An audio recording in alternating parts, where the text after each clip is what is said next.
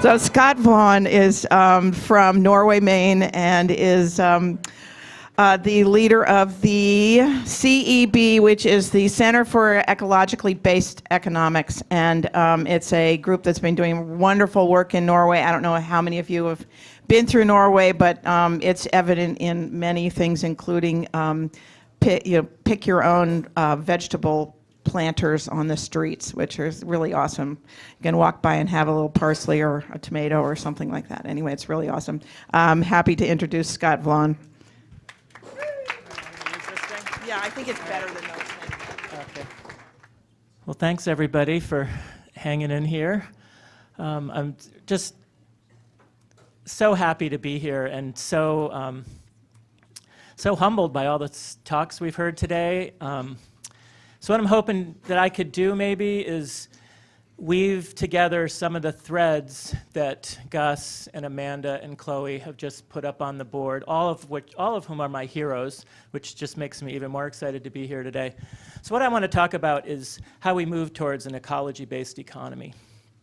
However, first, I guess we just have to acknowledge that our economy is booming, right?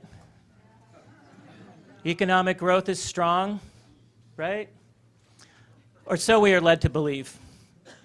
But in fact, this booming economy is really a chimera, an illusion, or maybe a delusion, perpetuated by those who most stand to profit from a system that is really designed to extract and sequester wealth. And it does it through the brute force of fossil fuel and exploitation of labor. We just need to acknowledge that. So how can we even utter the words booming economy when a third of the world goes hungry? When 40 million people in the US go hungry, and there's plenty right here in Maine? How can we utter the words booming economy when millions of families in Central America, Africa, and the Middle East flee their communities driven by increasing drought and flood and heat and subsequent conflicts, only to find closed borders and hostility in neighboring countries? So booming for who, we might ask? How can we speak of a strong economy when we stoke it with over 90 million barrels of oil, 4 billion gallons every single day? And then when those greenhouse gases from burning that fuel continue to build in our atmosphere, while global temperatures and sea levels continue to rise, polar ice caps, glaciers vanish before us, and when intensifying bomb cyclones, superstorms, and wildfires are laying waste to our communities, how can we call this a strong economy when the richest 10% are responsible for 50% of those greenhouse gas emissions, while the poorest and most vulnerable half of humanity is responsible for maybe 10%? Can we really speak of economic growth when ancient fossil aquifers are basically being pumped dry and into the sea? When industrial agriculture contaminates our groundwater with toxic nitrates? When the mouth of almost every major river on Earth hosts a seasonal dead zone, induced by nutrient runoff from factory farms, warming seas where thriving fisheries are being replaced by plastic garbage patches, or when 75 million tons of topsoil are lost from our fields every year, and critical insect populations are crashing all around us? Can we really have a booming economy when wild nature, which is really the natural capital upon which life ultimately relies, is literally collapsing? Well, of course, all of you know the answer is no. So the time has come to change the way we think about and measure our economic well-being, which so many people have talked about today. It's time to look at our economy in direct relationship to our ecology and to extract ourselves from the toxic intersection of corporate greed and divisive politics that drives that economy. It's time to build an ecology-based economy that will provide for the needs of all humans and what's left of the wondrous biodiversity that defines this planet, and again, that fosters the conditions for all life. So I'm a permaculturist, and these are the three fundamental ethics of permaculture. And I think they're basically self-explanatory. However, earth care is always placed on top. Basically saying that if we don't care for the earth, we can't care for ourselves. It's kind of like when you're on the plane, you know, put the mask on first, put the mask on the earth, and then we can take care of all the passengers. So we have to take care of the earth. We have to take care of the people, ourselves, our families, our communities. And we have to think about when we generate surplus, how that's shared. And, you know, to carry Gus's thread a little bit along onto the, you know, these, I think of these guys as like throwing these threads up on a loom that we're all trying to weave all these threads together. To add to that, what if we measured these as a global ecology index? Or if we had the community health indicator or the social equity meter? You know, if those were the things we read about in the news every day, I think we'd be looking at a different planet. So CB has working groups in these four interrelated areas of food, shelter, energy, and transport. Because we are permaculture based, we try to weave together and think about whole systems. So meeting these basic human needs of food, shelter, energy, and transport, these needs basically form the backbone of our global economy, right? And all of them are currently being met through this extraction-based economy with little concern for the externalities. Like nobody's thinking about what are the externalities of meeting these economic needs. So we can meet all of these needs in another way and regenerate our precious natural capital at the same time. Not only we can, but we must obviously do this. So instead of tearing the earth apart, as we're doing with fracking and tar sands mining and all this stuff, to get that last half of fossil fuels out of the earth, that precious stored ancient sunlight that we really can't afford to burn anyway, we can keep that in the ground. We can save it for the next generations to use sparingly to help in the transition and for things that we really, really need that oil for. And we can harness the power of current sunlight to design and build a regenerative economy and a regenerative future for humanity and all of nature. So I want to look briefly at how we can meet those needs in a regenerative fashion, but I also want to mention, and Peter Garrett is not here for some reason today, he's the CCL leader for Maine, and I just want to talk a little bit about CCL and this act, this bill that's before Congress. I believe it's called the Energy Innovation and Carbon Dividend Act, and if we could put a fee on carbon like that, that will make all of everything I'm about to talk about a lot easier. An escalating fee on carbon, the money goes back to you, not to the government.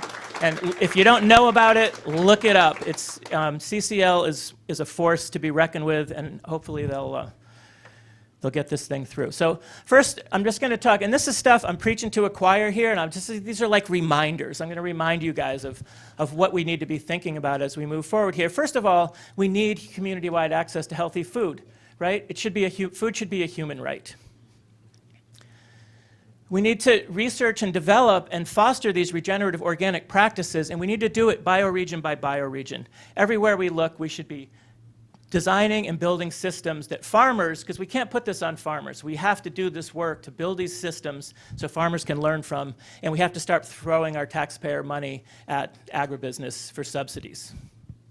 So let's get local human scale production and distribution ramped up, because and all through our economy, obviously we need to localize, but so we really just need to decouple our food system from fossil fuels, which interestingly burns almost half of the oil we burn in the United States is part of our food system, and the greenhouse gases to go with that. And furthermore, these kinds of regenerative systems, as we've been talking about, can sequester carbon and be a huge part of the climate solution. Food is where it's a big driver of climate change. It's highly affected by climate change with flood and drought and heat and all of these things, and it can also be a great mitigator of climate change. So the food space is where we spend a lot of work at CB. Shelter, obviously we have this aging, inefficient housing stock that we can get in there, we can create jobs, we can get people in there rebuilding these homes and for radical efficiency. We can develop affordable and inspired housing with a positive environmental impact. We can make homes that create more energy than they produce, than they use. They can grow food. They can mitigate disrupted landscapes. We can reskill in these traditional techniques and teach ourselves again how to build with local timber and stone and clay and straw.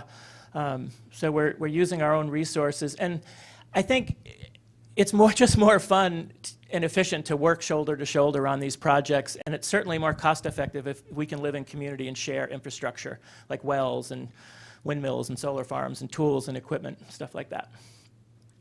So in the energy space, we all know we need this rapid transition to happen to home scale, community scale, regional scale renewables, and as opposed to these massive scale generation transmission line projects that we are all fully aware of right now. This is a more secure way to power our economy, and it has to happen soon. We need cheaper, better, and less impactful batteries to make this all work. So we're still going to need some liquid fuel, and I think we can use biofuels, and especially in our agricultural sector, we're going to need to drive that farm equipment, and we can create those fuels right on farm and make that part of a rotation to build soil. And again, we need this radical efficiency and conservation. Just switch out every light bulb, tighten up every home. Everywhere we look, we waste more than half of the energy we produce. So that's the low-hanging fruit in the energy sector. So we also talk about transport. We need to get fossil fuels and greenhouse gas emissions out of our transportation. And we know this can be done. If you ever come out to the Western foothills, look around and you'll see solar-powered EV charging that we were lucky enough to get funding to install in our area. And now we have over 100 electric cars buzzing around the Norway-South Paris area. And I guarantee you, if you spend any time in Norway, you'll see them. And you'll see this happening. So it doesn't take that much. Same down east with the Climate to Thrive, and we're going to see a lot more charging infrastructure with the VW settlement money. And so now's the time to get on the EVs. And as David pointed out to me last night, we need to power all of this with renewables. So all of these systems need to happen together. We need to think of this as a whole system.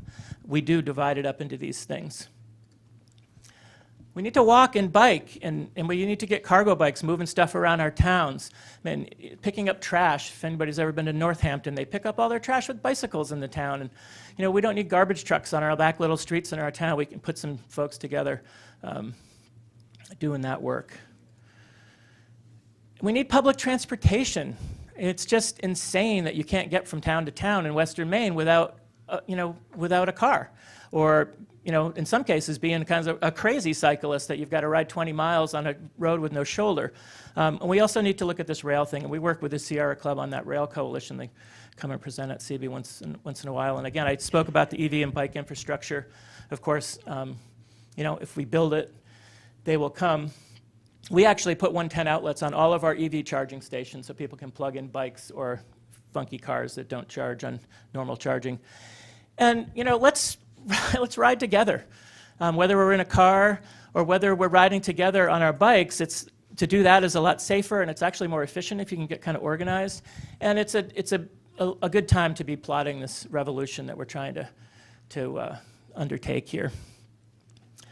So just a little recap. If we're moving towards an ecology-based economy, we've got to be regenerative and not extractive or degenerative.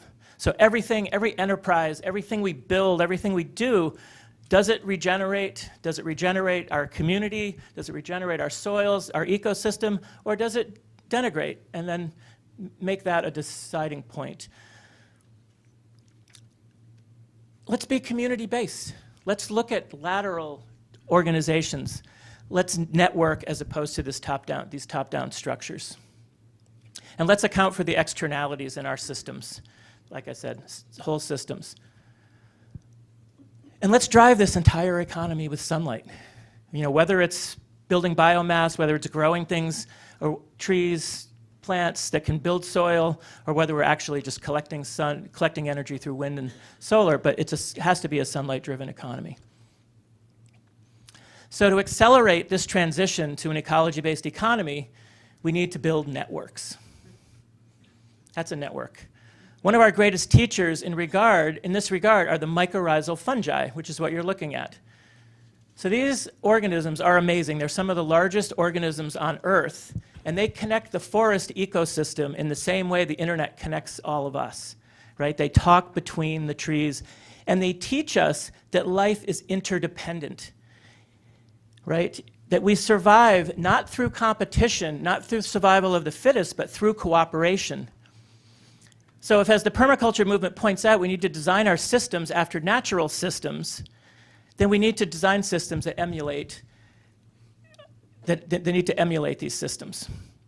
So we need to build stronger networks, because that's what nature teaches us, just like we're doing here today. We're building stronger networks. But then we need to weave together these networks to build networks of networks, right? And to build coalitions and coalitions of coalitions. And this is the climate movement, the social justice movement, the slow food movement, the slow money movement. All of these movements, we need to build, we need to weave these all together. So we need to build these networks that are so powerful that they can actually stand up to these economic forces, which we know are mighty, right? This corporatocracy that's kind of running the show right now and tearing our planet apart.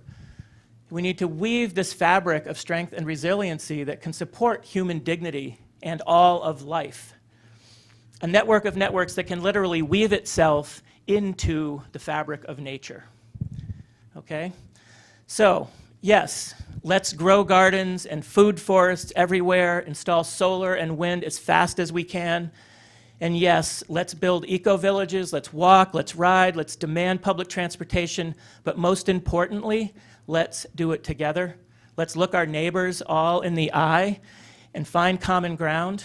Let's build community, share our successes and our failures, and innovate, and go arm in arm and leave no one behind, because it will take everyone to change everything. The time is now, and now is our time. So let's get this done, and thank you for your time.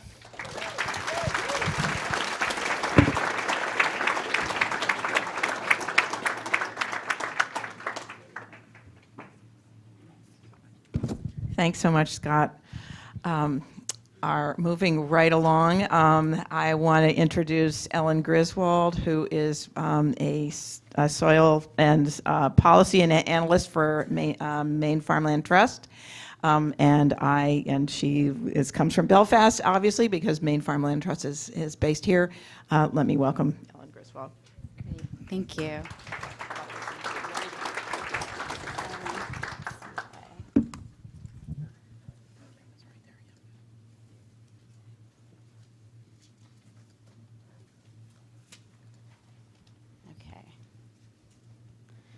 So, hi, I'm Ellen Griswold. I'm the Policy and Research Director at Maine Farmland Trust, and I'm very happy to be here today.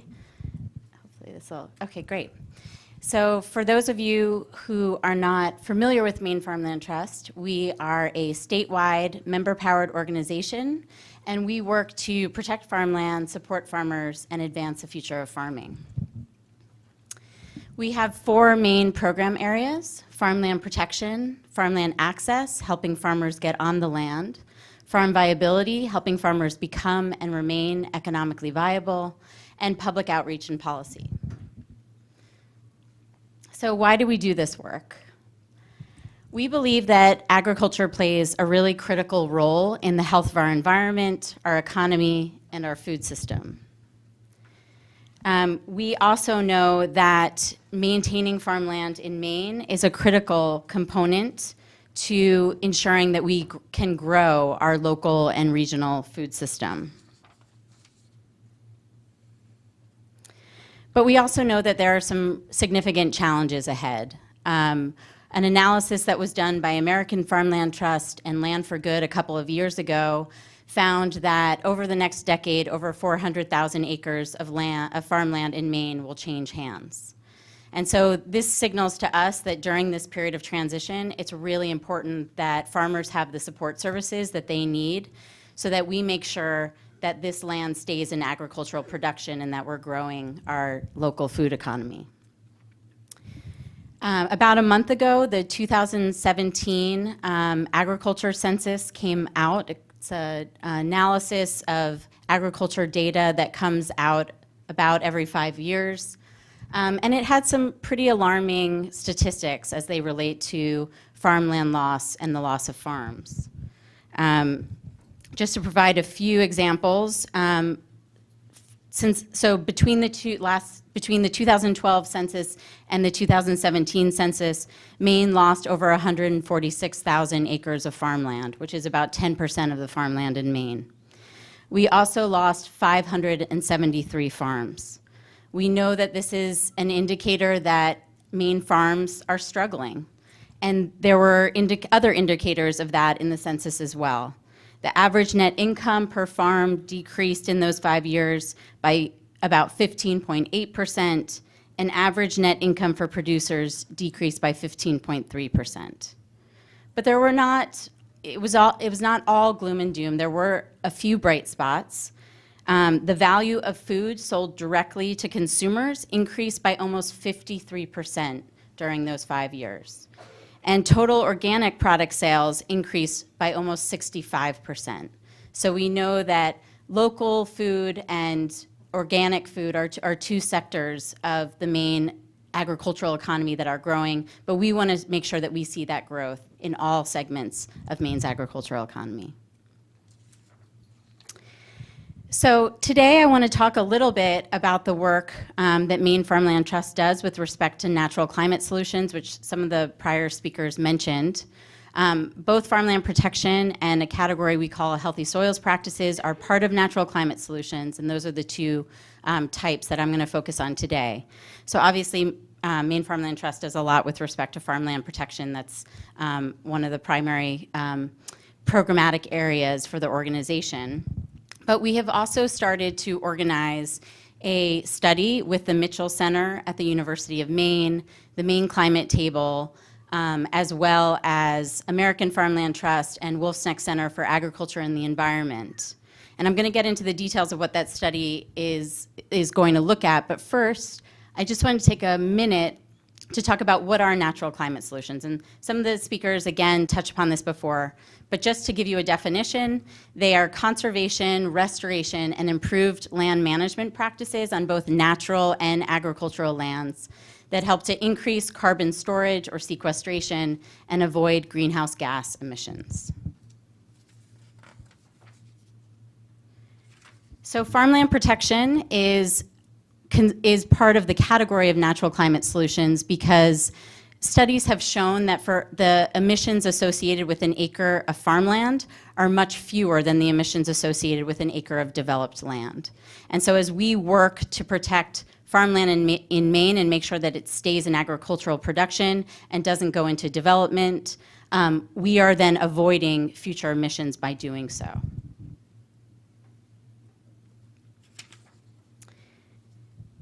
Another big category on the agricultural side are healthy soils practices, also called regenerative agriculture. Some people call it climate-friendly farming.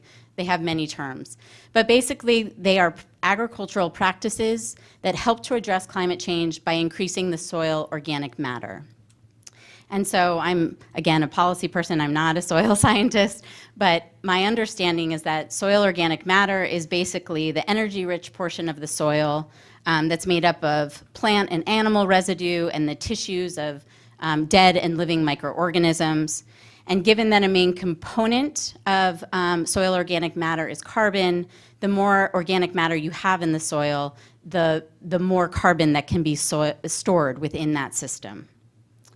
There are many different types of agricultural practices that fall within these categories. I've listed some up there. You may have heard of no-till or low-till, using cover crops, management-intensive grazing, agroforestry, but there really are a wide variety of practices that do fall into this category.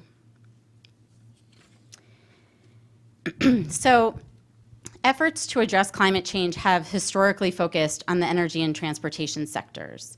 And that makes a lot of sense because I think, as Ivan mentioned, those are the two sectors that have, produce the largest or are the largest source of emissions.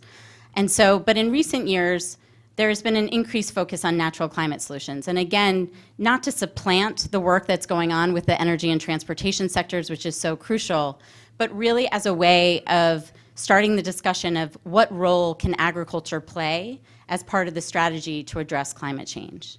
And so just to mention a few of the initiatives that have started, the biggest was probably the 4 per 1,000 initiative that was started by France in 2015 at COP21.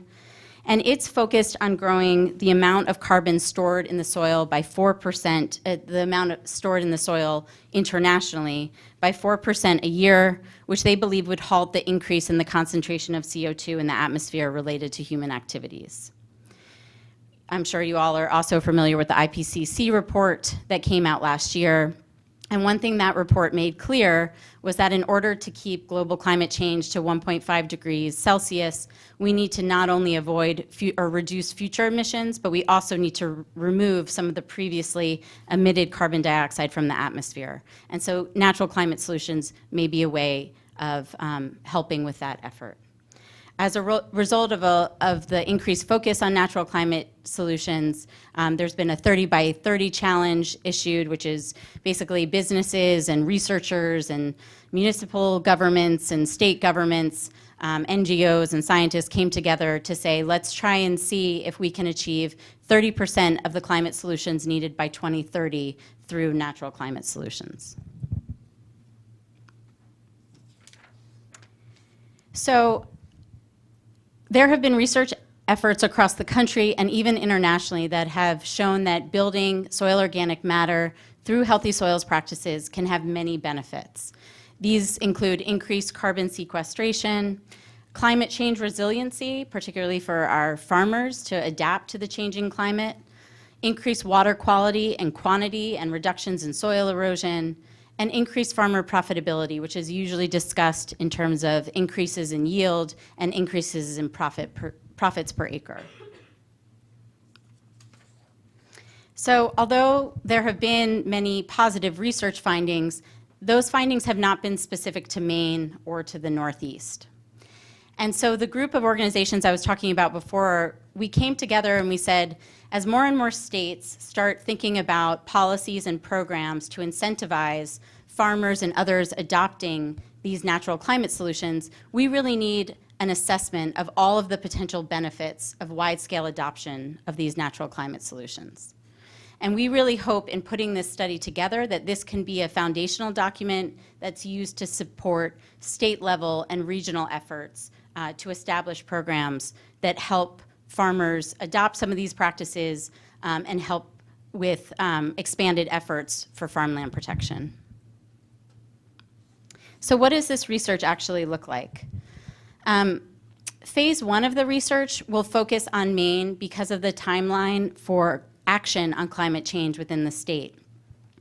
As Amanda mentioned before, the Governor Mills released in the last week her legislation to create a climate council and provide for a very inclusive stakeholder process to update the state's climate action plan. And actually, as part of that plan, the legislation also calls for the encouragement of natural climate solutions.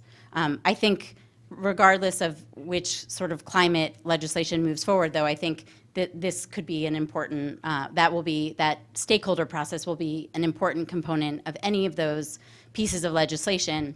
And we really hope that this assessment that we're organizing can help to inform the work of either the Maine Climate Council or whatever body is developed to update that plan.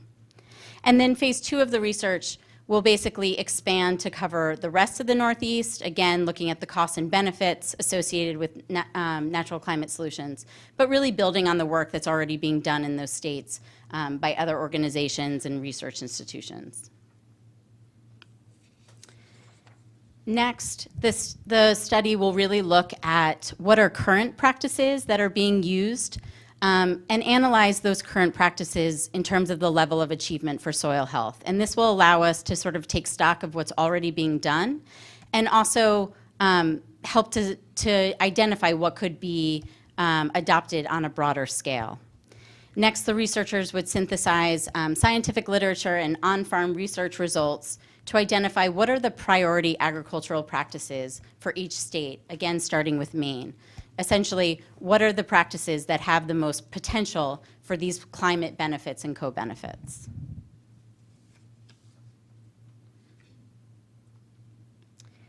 Next, we're going to look at what are the policy options. There have been policies and programs across the country that have emerged to support the adoption of natural climate solutions.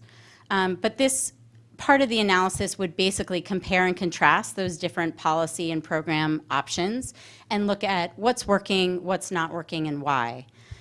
It would also assess opportunities for federal support to incentivize these practices, particularly through the last Farm Bill, as well as catalog opportunities to provide support to farmers and others through the private sector and environmental markets. And then in doing the actual impact assessment, the researchers would use an ecosystem services approach to estimate the costs and benefits associated with wide-scale adoption of natural climate solutions. The methods that will be used would be similar to those used for the Natural and Working Lands Opportunity Assessment that was done for the U.S. Climate Alliance. And again, when we're talking about the potential areas of benefits, we're talking about increased carbon sequestration, climate change resiliency or adaptation, increased water quality and quantity, and increased farmer profitability. And then another really important component is looking at the willingness to adopt, because it's great if you identify these practices that have all these potential benefits, but it won't mean anything unless we figure out how we make sure that farmers are able to adopt these types of practices. And so we would assess the willingness of Maine farmers to adopt these different practices under some of the different policy options and models that were identified in the prior stages of the research, and really identify what are the barriers to adoption, and can we think of some creative solutions for overcoming those barriers. And obviously we won't know exactly what those barriers are until we really get into the thick of the research, but some potential barriers we expect to see are financial barriers, some of the upfront startup costs associated with farmers transitioning to new practices.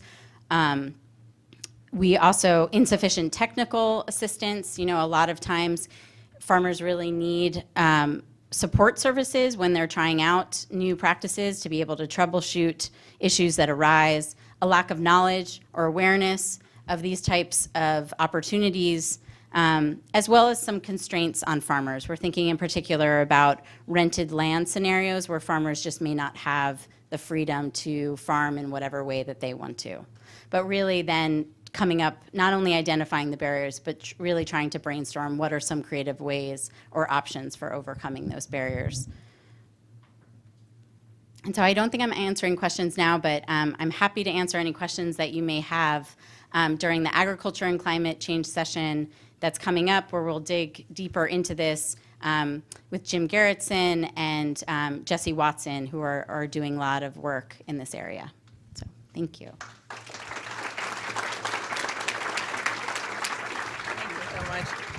Thank you, Ellen. And I want to introduce David Gibson, who is with Revision Energy, and he's been also on our planning team.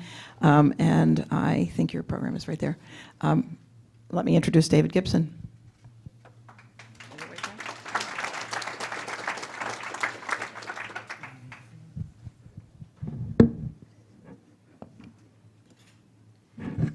So to start,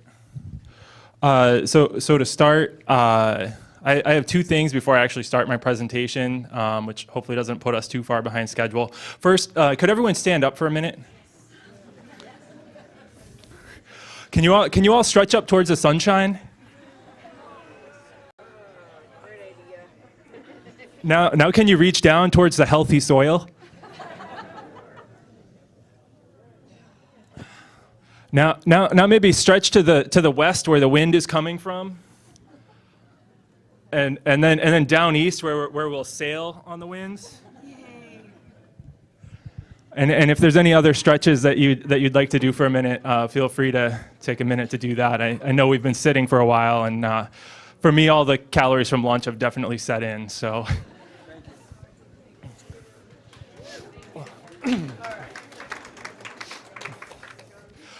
So that was actually selfish on my part. I'm assessing your physical ability. Tomorrow we're hosting a permaculture workday as the action component of the conference. And so my wife and I are hosting this at our farm, which is about 10 minutes up Route 3 towards Augusta. If any of you have driven on Route 3 in the last month, you know where we live because we have this bright yellow wood chips wanted sign out front, as well as the green barn behind that says Thomas Farm 1828. So most of you from the area probably recognize it. So we're hosting a workday tomorrow starting at 9 a.m. We have about 300 trees to plant, fruit trees, nut trees, whole food forests that we're trying to get in the ground tomorrow. And we have biochar to add to our soil. Unfortunately, there's a lot of earthworms, which I guess isn't great for the forest, but live and learn. And so we've got a bunch of fun activities to do, and we'd love to have your help. And my wife is actually home right now preparing all the fixings for our tomorrow's Cinco de Mayo, so we have to have a taco bar. We also had a keg that was generously donated. So after we're done with planting, you're welcome to have a beer as well.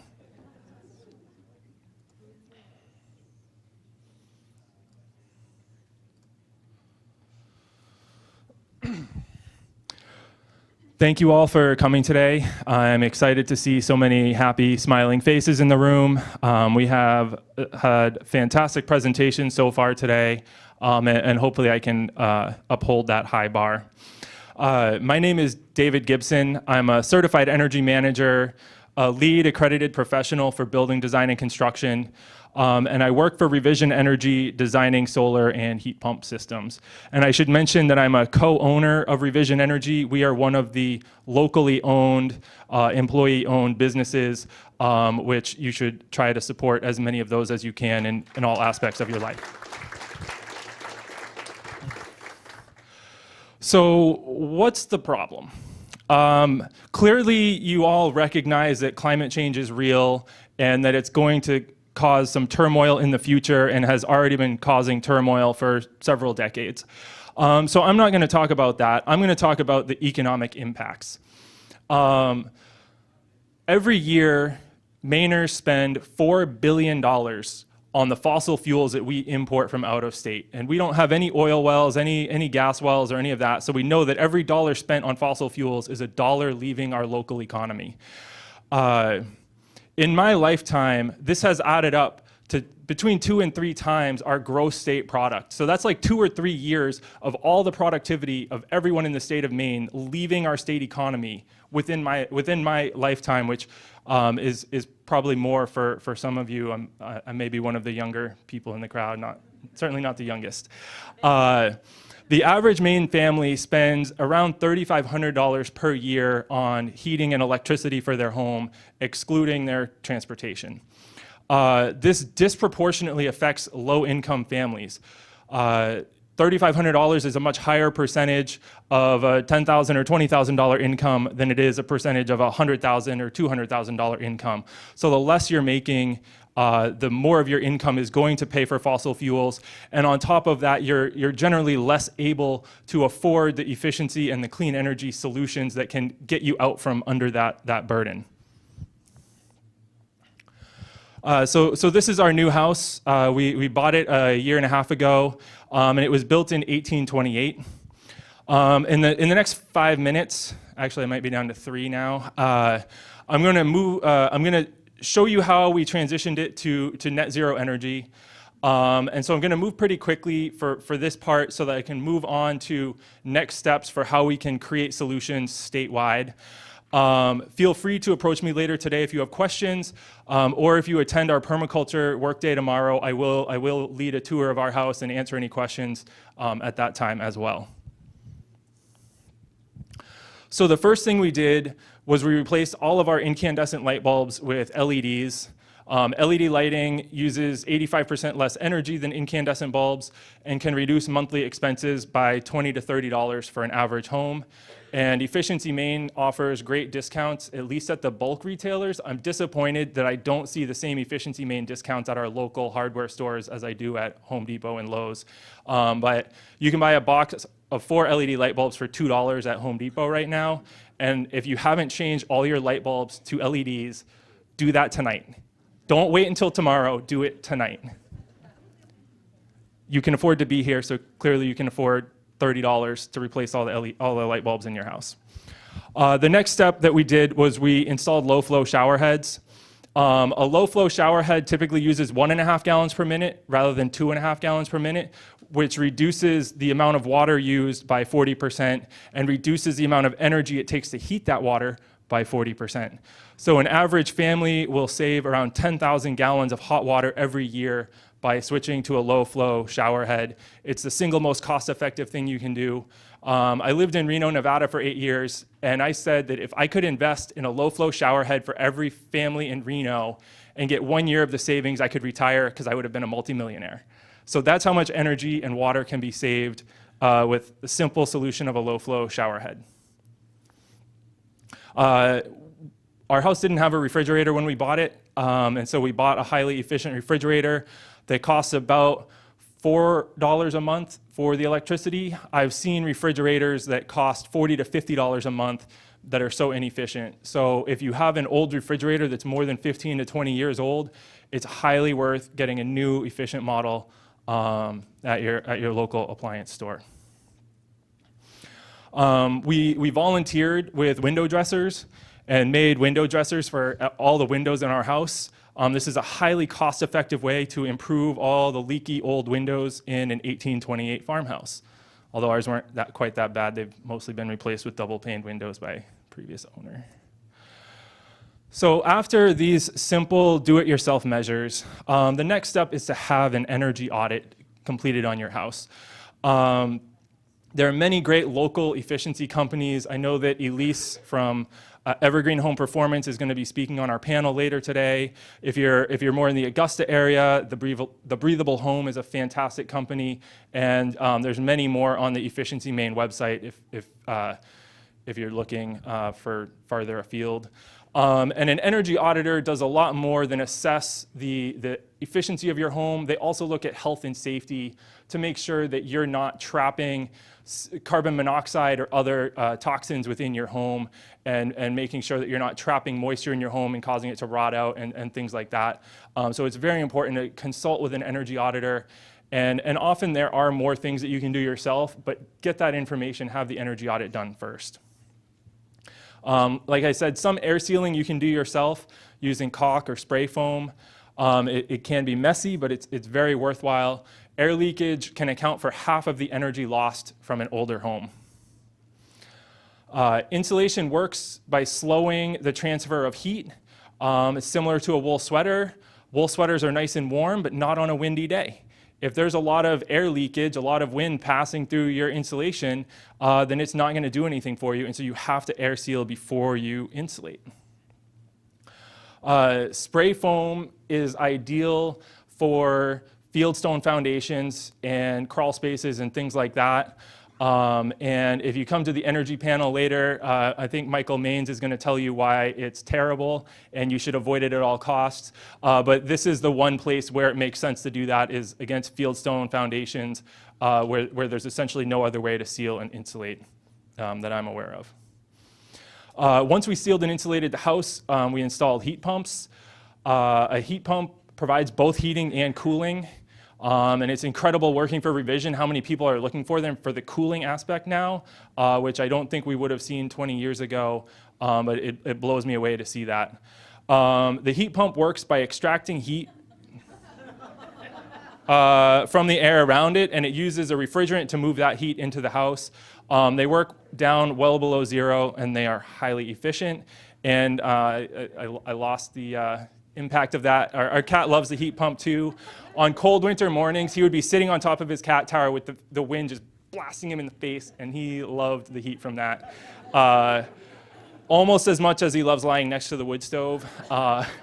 We installed a new highly efficient wood stove as well, primarily for backup power, backup heat during power outages. And we had occasional fires about once a week. It was by no means a primary heat source for us. We burned a total of less than half a cord of wood this winter, which is why we have huge stacks of wood in front of our house right now. We also installed a heat pump water heater, which provides all of our hot water. It uses 70% less energy than a standard electric water heater. And it helps to dehumidify the basement because it cools the air as it's pulling heat out of the air around it, and that causes condensation, and then you can remove that condensation and that humidity from your basement. And then on the left side of the screen is our oil boiler, and we turned the breaker off for that over a year ago when our heat pumps were installed, and we have not burned a drop of oil in more than a year. So our heat pumps provided all of our heat through this past winter, and they work. Last July, we installed solar, which provides most of the power for our home. We don't quite have a full year of production yet, but it's looking like we're not quite going to be at net zero energy, so we might have to add a few more panels there. Maine receives a lot of sunshine. We could power the entire state with 60 square miles of solar. That sounds like a lot of area, but when you compare it to 1,000 square miles for hydroelectric dams in Canada, it's not very much. And the beauty of the solar is that it can go on existing rooftops, shade structures over parking lots, and on other developed areas. We're doing a lot of landfill covers with solar and that sort of thing. We should be putting solar on every rooftop in the state.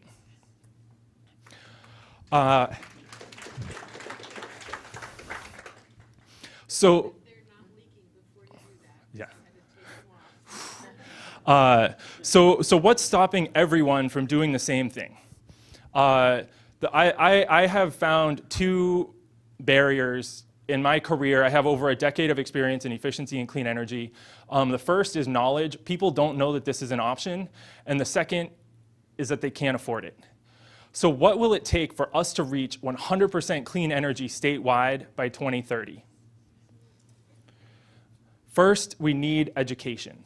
We need to teach every K-12 student about efficiency, clean energy, and other local climate solutions, like permaculture.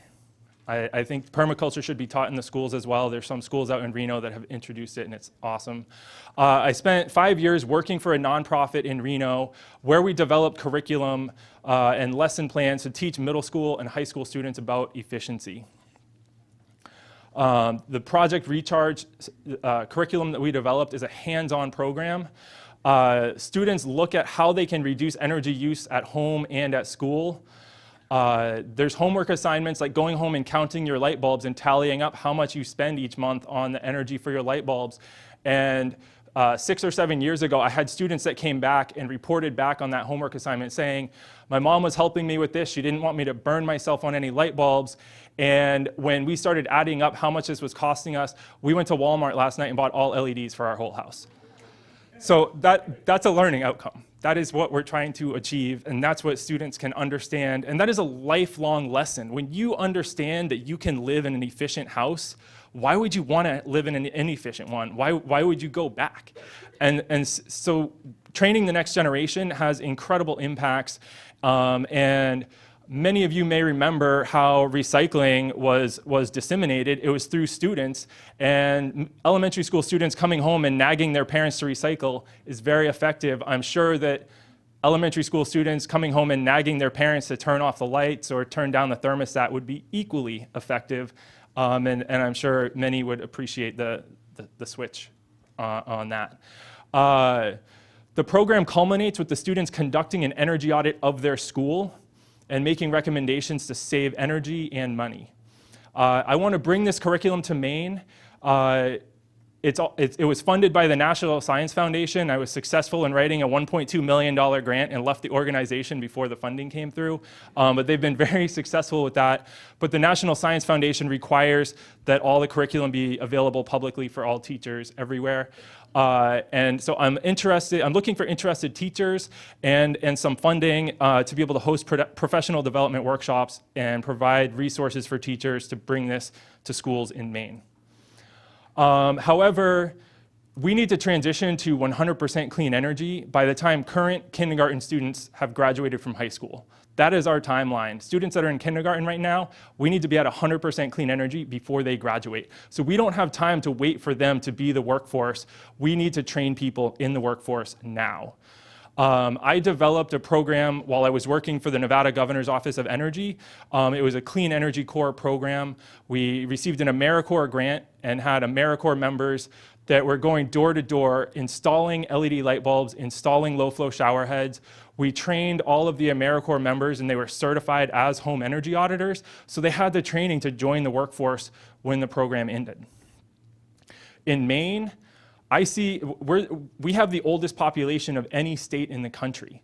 We need to help our neighbors. There are many people who are unable to reach up and change the light bulbs themselves or have physical difficulties. We need to help each other and make sure that every house has their light bulbs changed and is transitioned to 100% clean energy. And it does not have to be exclusive to AmeriCorps members. I see a huge opportunity. There are many retirees in our state who, whether they grew up here and lived here all their lives or moved here from elsewhere, that are looking to volunteer and looking to be involved in the community. And I would love to have all of them training and doing outreach and talking with their neighbors and the community about efficiency and clean energy and how every home can transition to that. And I don't want to claim credit for this idea. Many of you are probably familiar with Van Jones, and this is something that he wrote about many years ago, and I took that idea and made a successful program for about 6 months before the director of the office pulled the funding. But we were very successful, distributed tens of thousands of LED light bulbs, and every single one of the AmeriCorps members in the program left and was hired within a month. So job training works. So what happens when people can't afford clean energy? There's many reasons why people can't afford it. Bad credit, no equity in the home, no savings. We need to help everyone to get to 100% clean energy. And I don't think our state can afford to just pay for a $40,000 clean energy retrofit of every low-income household's home in the state. So what can we do to fund it? Connecticut has created a statewide green bank. They use a small amount of public funding to do that. And a green bank is a public or quasi-public or nonprofit institution that uses public funding to encourage investment in clean energy, although I see opportunities to use it for other climate solutions as well. The Connecticut Green Bank has programs like a commercial PACE program. PACE is property assessed clean energy, where the lien is attached to the property taxes. So if you sell the business or sell the property, the lien transfers with the property, and so the business that's gaining the benefits of that energy efficiency is also taking on the loan that is paying for it. Connecticut created a loan loss reserve, which guarantees that other banks and lenders won't suffer more than a certain percentage of losses or defaults on their loans.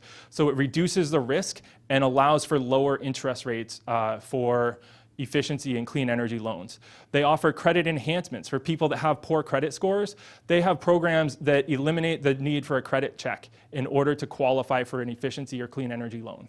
More than half the people in the state either don't qualify or don't think they'll qualify for loans, and so they don't even attempt to get efficiency or solar on their homes. And so eliminating those credit barriers can help everyone to participate. Connecticut Green Bank also has a warehousing program where they bundle hundreds or thousands of loans together and resell them, which brings more money in for them to be able to make more loans and sells them into Wall Street, into all kinds of secondary markets and weird stuff that cause the housing market to crash. But efficiency loans are much more reliable than crummy home loans that shouldn't have been done in the first place.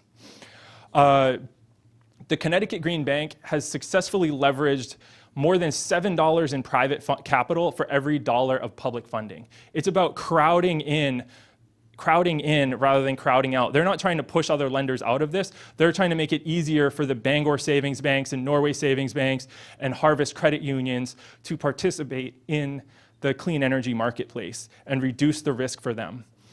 This has allowed Connecticut to generate more than $1 billion in clean energy funding for projects since their founding in 2011.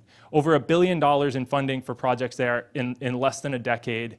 And we can learn from all the great things that they've done rather than having to stumble over the same hurdles that they did. On Thursday last week, I scrambled to Augusta to testify in support of a bill that I helped Representative Ziegler to introduce. LD 1634 will create a statewide green bank in Maine. This bill calls for $100 million in bond funding to finance the bank. It's scheduled for a work session on Wednesday this coming week. So any comments regarding the bill would have to be submitted before Wednesday, and you can submit online electronically at the legislature website. And it's LD 1634, and it will create a Maine Clean Energy Fund or Maine Green Bank. And to me, the financing is critical. If we don't have funds available, we're never going to get to 100% clean energy. Once we have a green bank set up, then we can pull in additional sources of funding. The Maine Public Employee Retirement System has more than $1 billion invested in fossil fuels. Since there are no fossil fuel companies active in Maine, we know that all of that money is leaving our state economy. All of that money is funding terrible things that is destroying our planet. By divesting from fossil fuels and reinvesting in local clean energy projects, we can keep that money at home. We can still maintain a return on investment for the retirees in the system, but we can increase state and local tax revenue and create thousands of jobs here in Maine. We have the funds at our fingertips, and to me, this is the most important thing that we can do as a state, is to divest from the bad things and reinvest in the good local solutions.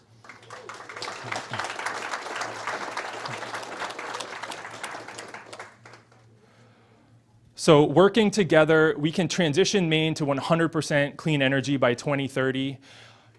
And as you know, as goes Maine, so goes the nation.